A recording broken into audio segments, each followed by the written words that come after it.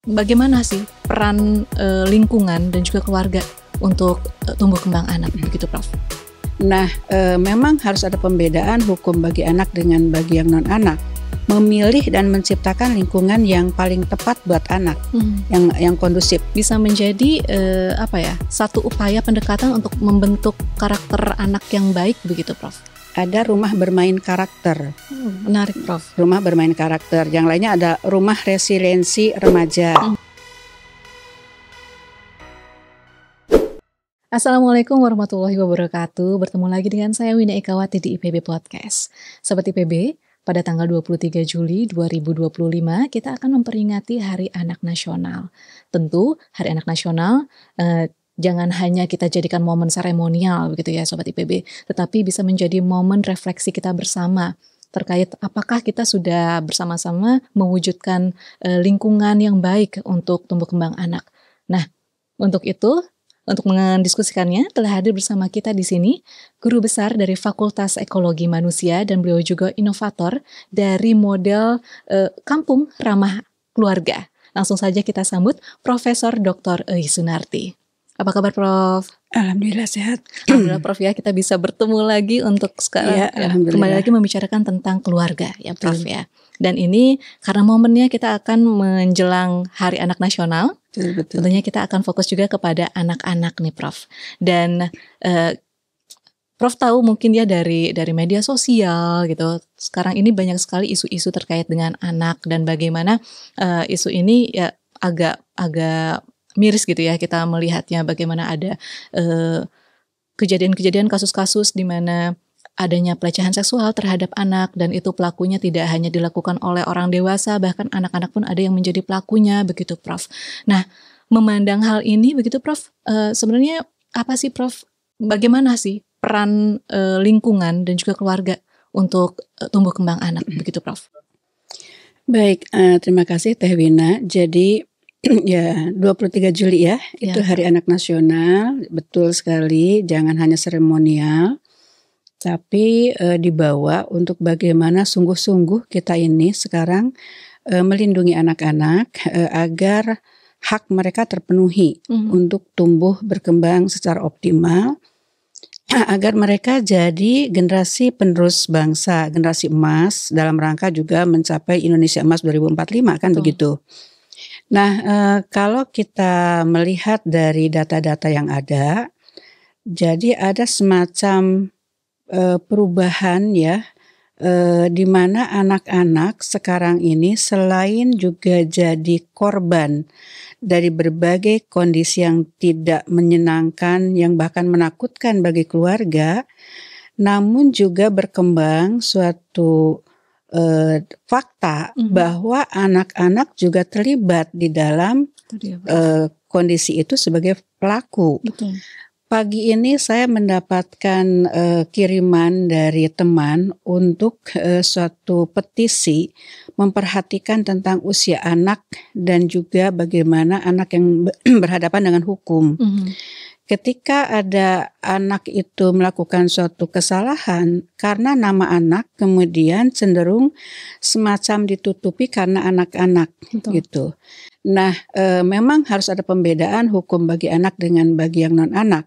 Tapi juga jangan membuat ada semacam arahan ataupun pembenaran di mata anak-anak bahwa karena anak-anak kemudian cenderung untuk lebih dimaklumi, dimaafkan. Mungkin nanti ada juga pengelompokan dalam anak berhadapan dengan hukum itu sesuai dengan kelompok anak itu pun dibedakan. Misalnya antara di atas 14 tahun atau 15 tahun dengan di bawah begitu, karena anak ini juga ada yang 18 tahun kan, dan itu sudah mahasiswa. Nah jadi ini salah satu aja pertimbangan untuk bagaimana secara tepat memperlakukan anak dalam rangka melindunginya sebetulnya agar tidak ada pembenaran terhadap juga kejadian-kejadian di mana anak sebagai pelaku, maaf. Nah, namun memang yang paling banyak adalah anak jadi korban. Ini isu tentang perlindungan anak dari kejahatan, isu tentang yang paling hakiki adalah bagaimana anak itu memperoleh tumbuh kembang optimal, ini akan selalu menyertai kita, seluruh komponen bangsa, terutama keluarga, masyarakat, pendidik, begitu ya. Bagaimana mengawal agar anak-anak ini betul-betul menjadi generasi penerus yang kita harapkan menggantikan kita dan membawa Indonesia Emas 2045. Jadi demikian mungkin sebagai awal ya, yang mungkin perlu kita arahkan, kita pikirkan tentang bagaimana sebetulnya seluruh komponen bangsa ini untuk menciptakan lingkungan atmosfer yang kondusif, yang terbaik bagi anak di rumah, di keluarga, di lingkungan di mana anak-anak itu berada, di tempat bermain, di masyarakat sekitarnya, di pertetanggaan, di sekolah, di mana lagi, di tempat kursus dan sebagainya, di mana tempat anak itu berada. Jadi artinya pendekatannya harus pendekatan ekosistem. Kalau dari ahli keluarga namanya ekologi keluarga atau ekosistem keluarga, itu harus betul-betul bagaimana keluarga, orang tua sebagai orang yang paling tentunya harusnya ya, paling concern kepada anak. Itu justru harus berperilaku aktif, memilih dan menciptakan lingkungan yang paling tepat buat anak, yang kondusif. Memilih, ya kalau ada yang bisa dipilih.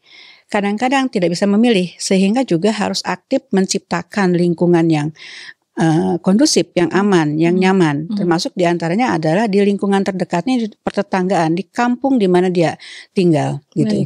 Ini Prof kan juga sebagai inovator ya Prof ya, inovator dari model kampung ramah keluarga.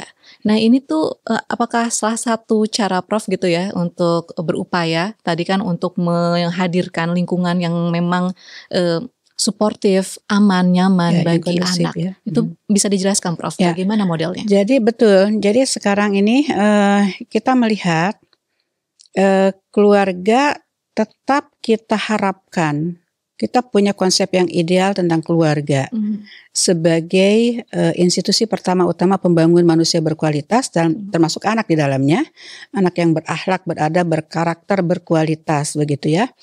Nah kemudian harapannya keluarga menjadi fondasi peradaban bangsa, fondasi masyarakat madani. Nah, namun antara idealita dengan fakta itu ternyata ada gap. Idealitanya seperti itu. Faktanya tidak semua keluarga itu yang punya kemampuan itu. Tidak semua keluarga berketahanan untuk mampu melahirkan anak-anak yang berkualitas, mengawalnya. Ternyata juga banyak yang tidak mampu, itu yang disebut dengan keluarga yang rentan.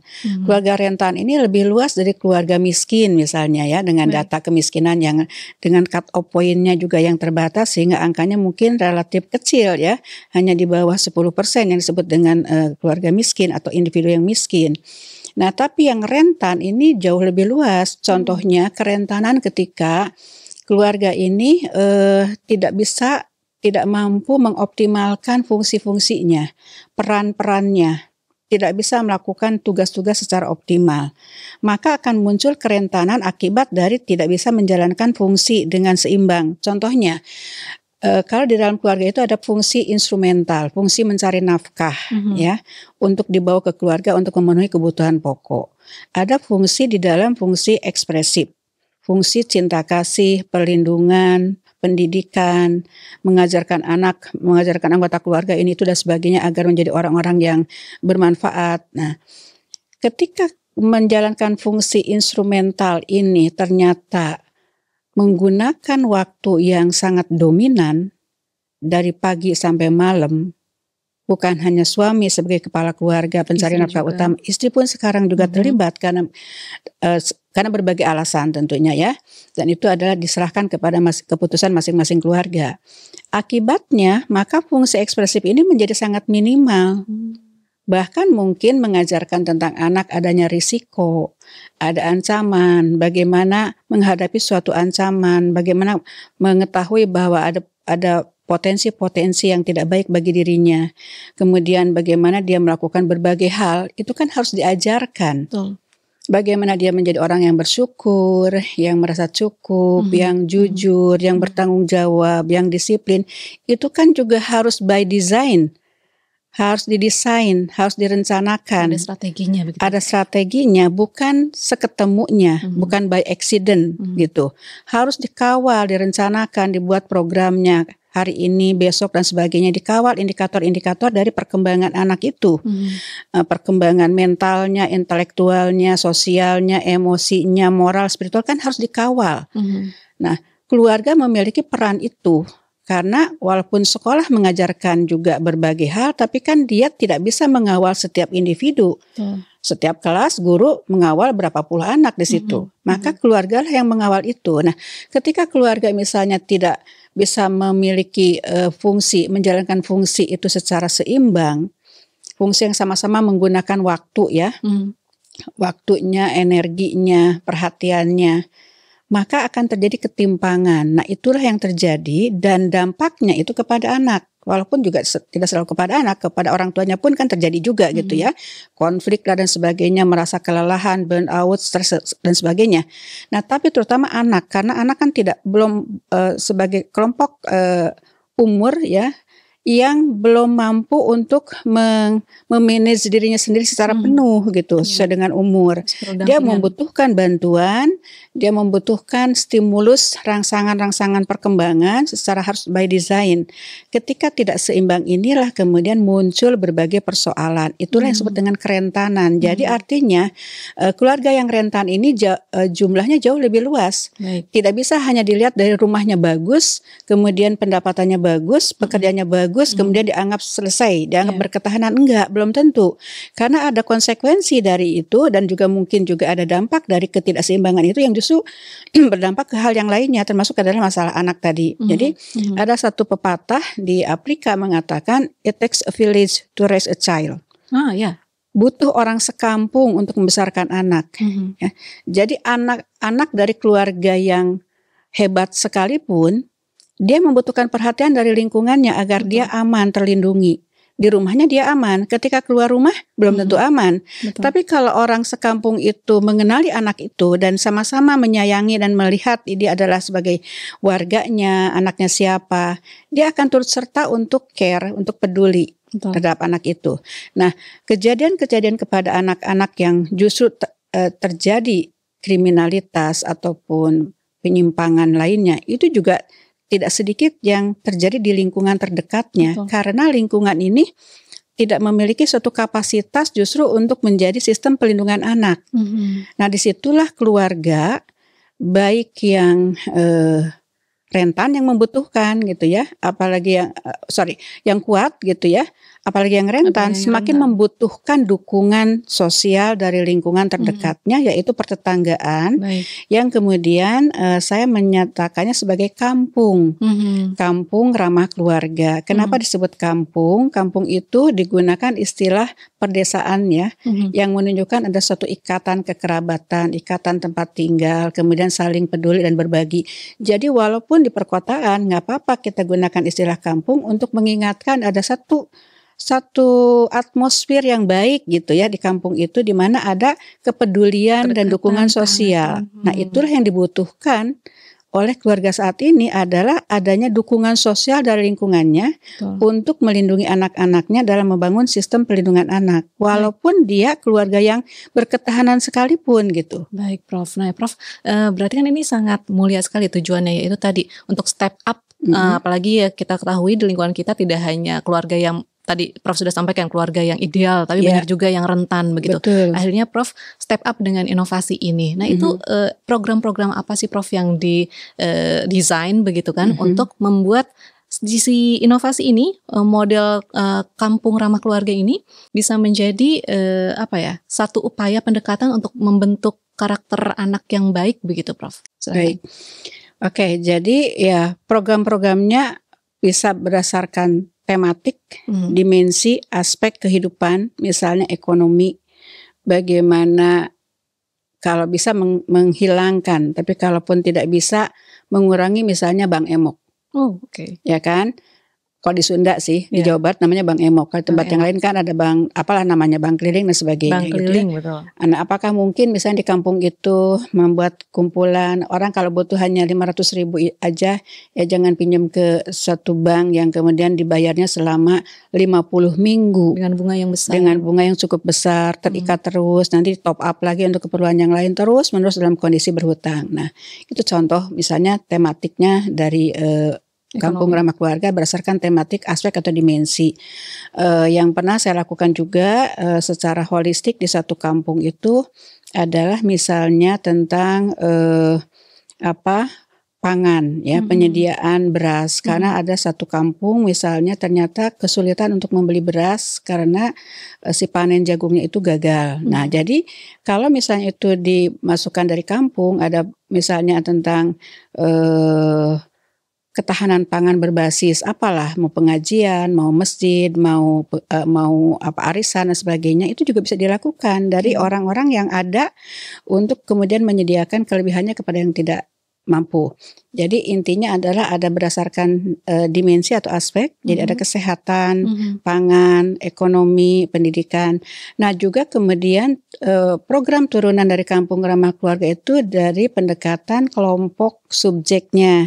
Jadi ada anak, remaja gitu ya. Remaja dibedakan walaupun remaja itu peralihan, ada masuk ke anak, ada masuk ke dewasa awal ya.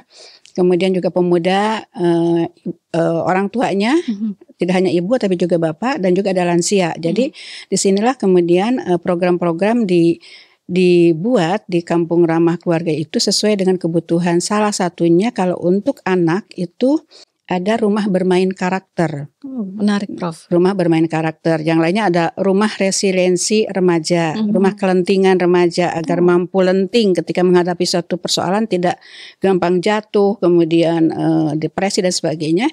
Ada lagi rumah kelansiaan, ada lagi rumah titian kebaikan untuk terhindar paham tentang ancaman-ancaman hal-hal yang menyimpang di kampung itu. Nah, ada lagi tadi berdasarkan tematik.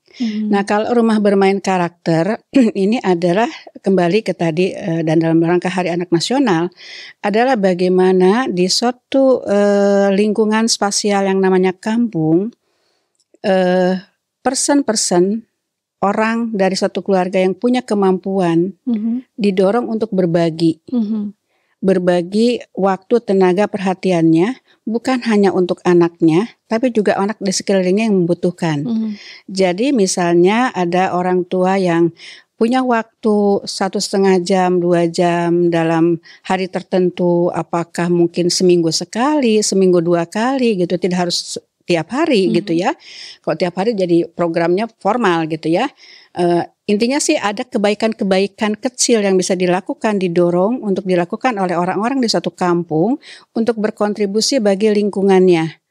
Jadi dia mengajari anaknya karakter, kan juga bisa sekaligus mengajari beberapa orang-orang di sekitarnya. Sehingga tercipta lingkungan yang lebih baik, karena anak itu kan gak mungkin sendirian, dia akan bermain dengan teman-temannya di lingkungannya, sehingga kemudian akan terbangun suatu atmosfer yang baik karena kita telah berinvestasi membangun lingkungan itu. Contohnya misalnya dalam 1,5 jam itu sangat cukup untuk si ibu mendongeng. Berkarakter dengan menggali kekuatan cerita. Suatu cerita itu digali kekuatannya, di mana harus ditekankan dan sebagainya. Ceritanya juga terpilih, di mana di situ ada role model, contoh orang-orang yang kemudian dengan begitu kuat punya karakter tertentu, disampaikan dengan cara tertentu, digali dengan berbagai program yang dengan menggali kekuatan cerita itu, sehingga itu akan menanamkan karakter di kepala anak-anak. Ada tokoh yang sangat jujur, ada tokoh yang sangat teliti, ada tokoh yang sangat misalnya tuh kerja keras gitu ya, ada tokoh yang sangat peduli. Nah, itu role model itu ditanamkan secara tersembunyi di kepala anak lewat bercerita dan berdiskusi. Ada kasusnya, bagaimana caranya, apa manfaatnya punya perilaku baik, punya karakter baik, apa ruginya, sehingga kalau gitu saya nggak mau dong nggak punya karakter itu. Nah, contoh kecil seperti itu dilakukan di rumah bermain karakter. Saya meyakini karena juga telah ada hasilnya gitu ya. itulah suatu internalisasi karakter, adab, akhlak kepada anak-anak sehingga anak-anak akan punya karakter-karakter baik. Sesuai dengan yang diinginkan. Nah, itu dengan demikian anak-anak akan terhindar. Saya tidak menyatakan 100% ya, paling tidak adalah dikurangi waktunya, perhatiannya untuk akses gadget yang mungkin berpotensi mengakses hal-hal yang tidak dikehendaki, yang justru kita takutkan sekarang ini. Jadi kalau anak-anak sekolah sampai jam 12, jam 11 atau jam 1, sorenya misalnya, orang tuanya dua-duanya kerja, atau kalaupun tidak kerja kadang-kadang juga tidak terlalu tahu bagaimana menstimulus program perkembangan bagi anak. Karena kan tidak semua mengetahui tentang bagaimana caranya menstimulus, merangsang perkembangan mental, emosi, sosial.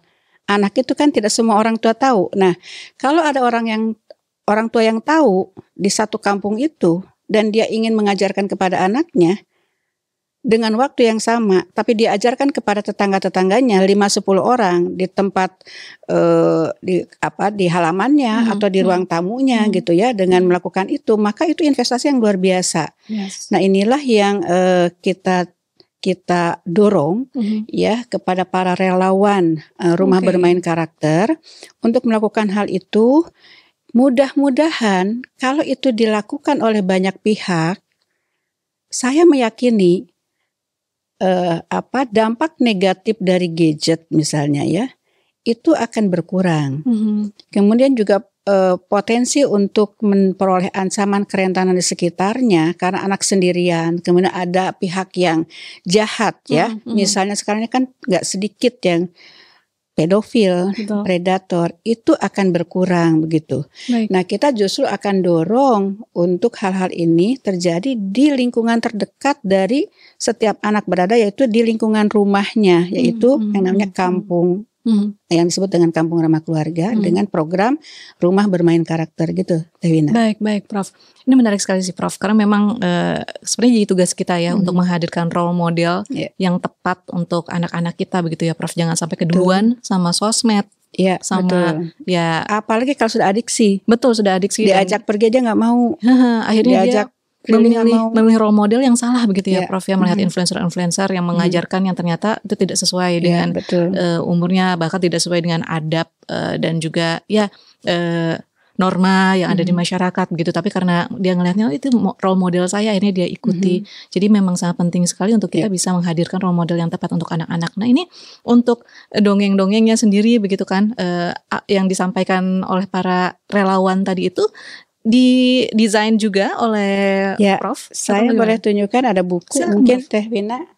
Oh, ini ada beberapa buku ya Sobat IPB. Jadi ini ada Ajarkan Anak Keterampilan Hidup Sejak Dini. Ya, Prof. Terus ada apa lagi Prof? Ada Cintai Anak Tanpa Prasyarat. Cintai Anak Tanpa Prasyarat. Ini tulisan Prof semua nih. Itu buku lux banget karena fotonya khusus diambil untuk keperluan buku itu oleh fotografer internasional. Ya, saya bekerja sama. Luar biasa. Jadi memang itu buku yang mahal. Foto-fotonya juga foto-foto ya, hanya memang cetaknya belum lux banget karena menjadi sangat mahal bukunya kalau full. Nah, ini ada Mengasuh dengan Hati, ini buku yang pertama pengasuhan saya tahun 2004. Saat itu belum ada buku rasanya dari penulis Indonesia yang dicetak waktu itu di LX Media ya. Banyakan translate. Jadi ini yang Mengasuh dengan Hati itu adalah dasarnya. Nah, kemudian yang tadi kita ceritakan adalah menggali kekuatan cerita. Jadi bagaimana menggali kekuatan cerita sebagai panduan bagi orang tua dalam mendidik karakter anak sejak dini. Melalui cerita yang dikemas sedemikian rupa, dipilih yang terbaik, diajarkan cara menyampaikannya dalam waktu yang relatif singkat supaya anak itu punya perhatian yang memadai, tidak boleh lama-lama juga, disertai dengan paket-paket yang lainnya. Baik. Tentang apa itu. Jadi ada diskusi mengapa penting. Kalau ada kasus begini, coba tolong yuk selesaikan. Kemudian apa kerugiannya kalau kita tidak punya karakter jujur. Misalnya nanti dimusuhin, nanti gini-gini. Nah, itu dibuat sebanyak mungkin. Anak jadi banyak berdiskusi di situ. Ada panduannya untuk jawaban dari si pencerita. Kalau misalnya tidak sempat untuk itu disediakan. Kemudian ada apa keuntungannya. mereka akan membandingkan antara keuntungan dengan kerugian, sehingga kemudian mereka memutuskan saya ingin jadi orang yang jujur sebagaimana yang tokoh yang diceritakan. Nah, karena itu untungnya. Nah itulah yang disebut dengan role model yang kita tanamkan di kepala anak-anak, di hati mereka, agar mereka sangat pingin seperti tokoh itu dengan karakter yang kuatnya itu. Jadi kalau nanti anak itu menghadapi satu kondisi yang menggoda dia untuk tidak jujur, misalnya dia ingin mengambil uang kembalian dari belanjaan dari ibunya, gitu ya, dia akan ingat, saya nggak mau, gitu ya, saya harus jujur sebagaimana tokoh itu akan terpanggil, akan terpanggil di setiap aktivitas ketika dia mendapatkan suatu kondisi untuk berperilaku atau tidak berperilaku tertentu. Nah, ini ternyata saya telah melakukan uji coba dan itu terbukti gitu. Jadi misalnya ketelitian, ketangguhannya Madame Curie untuk melakukan riset dan sebagainya itu disampaikan di buku ini. Baik. Ini ada 22 cerita di buku ini. Kemudian saya telah memberikan pelatihan kepada para relawan. Jadi mereka juga dilatih ada 300 orang yang telah ikut pelatihan Kampung Ramah Keluarga, lebih bahkan karena beberapa kali mungkin sudah 500 orang. Kemudian ada yang memilih berbagai program. Nah, yang memilih program relawan ini Rumah Bermain Karakter atau 72 orang. Kita ingin coba gerakan sederhana yang sebetulnya harusnya simple tapi mungkin tidak mudah memulainya. Itu berharap berdampak gitu. Betul. Karena diyakini itulah yang harus kita lakukan sekarang ini, bagaimana dekat dengan anak agar terbangun komunikasi. Itulah inti dari perlindungan. Betul. Itu pencegahan. Komunikasi itulah untuk digunakan mencegah sesuatu yang tidak diinginkan, dan pencegahan adalah perlindungan terbaik bagi anak. Nah, jadi harus ada komunikasi, kedekatan dengan cara bagaimana? Dengan berinteraksi. Makanya rumah bermain karakter itu adalah berinteraksi dengan anak-anak. Kita menuangkan pemikiran, ide segala macamnya secara tidak langsung kadang-kadang gitu ya. Kemudian kita juga bisa mendengarkan pendapat mereka, termasuk juga hal-hal yang mungkin akan jadi catatan ataupun ancaman, kita jadi tahu lebih dulu. Yes. Jadi anak akan lebih komunikatif. Bahkan mungkin kita bisa juga memverifikasi ketika ada pola pikir yang tidak baik, gitu ya. Ada muatan-muatan yang tidak baik, mungkin kita ajak aja bicara, menurut kamu itu baik tidak? Apa manfaatnya? Apa kerugiannya? Mungkin kita juga bisa tunjukkan contoh-contoh bagaimana anak-anak di luar negeri, contohnya di Cina ya, TK itu kan belajar macam-macam. Nah, mungkin bisa dilakukan di situ, mengajar memasak bersama, melatih ini itu di rumah bermain karakter. Nah, ini dimulai dengan mendongeng, tadi bercerita. Kemudian nanti akan ditambahkan lagi dengan mengajarkan keterampilan hidup sejak dini. Kemudian nanti bahkan akan ke orang tuanya untuk nanti sama-sama memperbanyak lagi di kampung itu, bukan hanya 1-2, mungkin beberapa, terus memperluas. Ini apakah ada kerjasama Prof dengan institusi pemerintahan begitu untuk kan ini menurut saya ini suatu konsep yang sangat baik begitu ya Prof. Alangkah baiknya ini bisa secara masif gitu ya, bisa dilakukan secara masif, itu bagaimana Prof? Jadi ini kan saya menginikan buku ini 2005. Udah 20 tahun yang lalu. Baik. Dimulai dengan suatu pelatihan Joyful Learning. Joyful Learning, kemudian salah satunya adalah buku ini. Nah, sama dengan sekarang Pak Menteri itu kan kembali lagi mindful, joyful learning, deep learning gitu ya, diangkat. Saya memang sudah mendahului tahun 2005 pelatihan itu. Nah, jadi hasil-hasil pemikiran, kemudian juga awalnya karya buku ini di IPB, dulu bahkan belum IKK, namanya Gizi Masyarakat Sumber Daya Keluarga, kemudian kita berbagi dua kan, jadi Gizi Masyarakat dan Departemen Ilmu Keluarga dan Konsumen. Nah, kemudian ini saya bawa karena di kampus tentunya terbatas kan, waktu sebagai dosen dengan Tridharma. Saya bawa keluar ke penggiat keluarga Indonesia, disitulah kemudian diperluas. Namun memang harusnya juga berkolaborasi dengan pemerintah. Nah, baru-baru ini dengan adanya concern dari Pak Menteri dan Pak Wamen untuk bagaimana memperluas tentang pendidikan karakter, Saya sekarang sedang menghubungkan dengan Pusat Pendidikan Karakter atau Puspeka di Kemendikdasmen. Nah, jadi dari Puspeka sudah melihat bahwa ini merupakan salah satu metode gitu ya, dan kemarin kami disupport untuk melakukan suatu pelatihan kepada 100 peserta pelatihan dari Pusat Pendidikan Karakter atau Puspeka Kemendikdasmen. Untuk tapi belum lebih lanjut. Belum lebih lanjut. Tapi setidaknya ini sudah jadi starting point ya, untuk menuju ke arah yang baik gitu ya Prof ya. Mudah-mudahan. Nah, amin. Untuk ini sendiri Prof, tadi modelnya sendiri sudah diterapkan di mana saja Prof, yang model yang kampung mana? ramah keluarga ini. Kampung ramah keluarga ini pilotingnya yang sudah dilaksanakan sekitar 20 di berbagai titik, tapi dengan tingkat piloting yang berbeda-beda. Baik. Ada yang karena ini adalah betul-betul relawan, kemandirian dengan segala sesuatunya dari diri sendiri. Melihat kampungnya, melakukan pemetaan dengan biaya sendiri, dana sendiri segala macam, maka sampai kemudian dia mengetahui di kampung itu perlu apa, perlu program apa, mekanisme seperti apa, itu merupakan salah satu awal dari piloting. Baik. Nah, yang melakukan secara penuh itu masih sedikit, karena kan kalau melakukan secara penuh tentunya di sana ada biaya yang harus dikeluarkan. Jadi hanya beberapa yang telah melakukan secara penuh. Misalnya contohnya di Bogor, di Depok, di Garut gitu ya, dan ada beberapa di Mataram, di Jogja masih belum penuh, tapi sudah mulai. Jadi nampaknya memang perlu waktu ya dari orang mulai bahwa paham ini penting, saya ingin betul-betul melakukannya, sampai kemudian nanti melakukan itu memang perlu waktu. Nah, mudah-mudahan akan terus didorong agar nanti semakin banyak piloting itu kami telah share di YouTube ya, berdasarkan tematiknya bagaimana misalnya tentang ketahanan pangan untuk lansia, untuk anak, untuk bagaimana di kampung ramah keluarga itu concern terhadap ancaman bencana alam maupun sosial. Di YouTube-nya Koalisi Nasional Perlindungan Keluarga Indonesia, Femling. Baik, di Femling itu banyak sekali. Saya berharap juga bisa diperluas, begitu ya bagaimana caranya. Jadi dikerjakan di Penggiat Keluarga Indonesia, suatu perhimpunan ya Penggiat Keluarga Indonesia. Kemudian kita juga bawa juga ke Koalisi Nasional Perlindungan Keluarga Indonesia untuk perluasan. Jadi intinya Teh Wina, saya berpikir bahwa saya meyakini bahwa kampung ramah keluarga itu sudah sampai suatu keyakinan. Itu adalah solusi yang sekarang dibutuhkan oleh para keluarga yang membutuhkan dukungan sosial.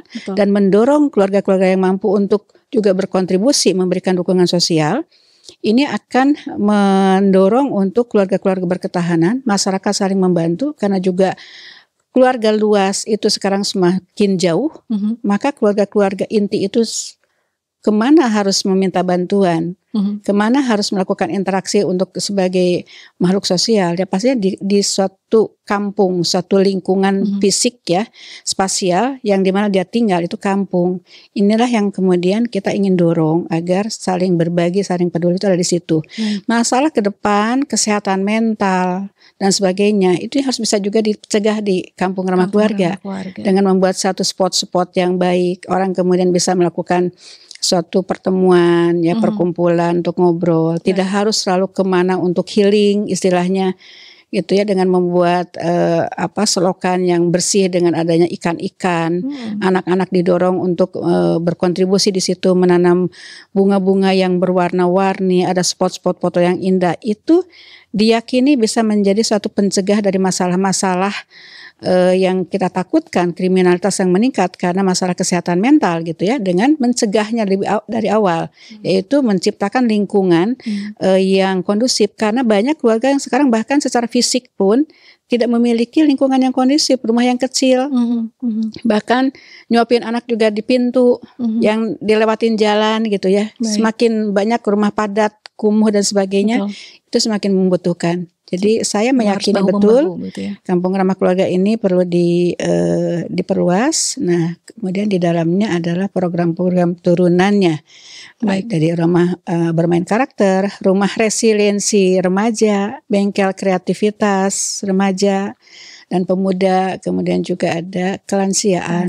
ya, untuk jangan sampai ada lansia yang menderita dan sebagainya. Baik Prof. Jadi sebenarnya secara program itu sudah sangat komprehensif sekali begitu ya Prof. Kampung Ramah Keluarga memang didesain secara holistik dan komprehensif. Itulah makanya kenapa mahal kalau orang ingin melakukan secara sendiri. Oke. Makanya perlu tapi mulai dari manapun. Baik. Mulai dari manapun, step manapun, insya Allah tetap bermanfaat. Ya, mudah-mudahan ke depannya semakin banyak yang mereplikasi, banyak yang mengadopsi konsep itu harapannya. Ini, dan tentunya didukung juga oleh pemerintah. Harapannya pemerintah justru yang bisa mereplikasi. Karena sebetulnya Kampung Ramah Keluarga itu basisnya adalah akademik dari IPB, gitu. Jadi hasil riset di IPB, Eco Village misalnya tahun 2006 ya, saya di sini dengan teman-teman dari seluruh fakultas di IPB menjadi menulis untuk satu naskah akademik pembangunan Eco Village. Eco Village kan terlalu luas, diturunkan ke kampung, gitu. Kampung itu juga masih luas, mulai dari yang kecil-kecil gitu, tapi dalam satu bingkai yang holistik dan komprehensif. Siap Prof, terima kasih Prof sekali lagi Prof. Menurut saya diskusi kita ini sangat banyak insight-nya. Tapi jadi kemana-mana ya, nggak apa-apa ya. Nggak apa-apa Prof, tapi yang penting kita fokus kita sama yaitu kepada anak ya Prof ya. Karena sekali lagi lingkungan yang suportif, lingkungan yang aman, yang nyaman untuk anak-anak itu sangatlah vital begitu ya Prof ya. Untuk It takes a village to raise a child. It takes a village butuh orang sekampung untuk membesarkan satu anak. Betul. Jadi lagi-lagi lingkungan itu sangat penting begitu ya Prof ya untuk anak-anak. Jadi kita sebagai bagian dari lingkungan harus juga berkontribusi begitu ya Prof ya, dalam keluarga ya. Dalam tadi menumbuhkan anak-anak. Dan ini kalau misalnya ada sobat IPB yang ingin mendapatkan di mana Prof bisa peroleh? Sekarang ini berdasarkan permintaan. Ya, berdasarkan permintaan. Jadi ada sih alamatnya untuk bisa mendaftar, kemudian nanti berdasarkan pendaftaran itulah baru dicetak. Mungkin nanti bisa dicek di deskripsi video begitu ya Prof ya. Baik. Terima kasih sekali lagi Prof sudah hadir di IPB Podcast. Terima kasih banyak dan kesempatan ini. Mudah-mudahan diskusi kita ini bisa menjadi momentum yang baik juga untuk refleksi. Amin. Demikian Sobat IPB, diskusi kita dengan Prof Eis. Semoga bermanfaat untuk Sobat IPB. Saya Winnie Ekawati dan seluruh kru pamit undur diri. Sampai jumpa. Wassalamualaikum warahmatullahi wabarakatuh. Waalaikumsalam.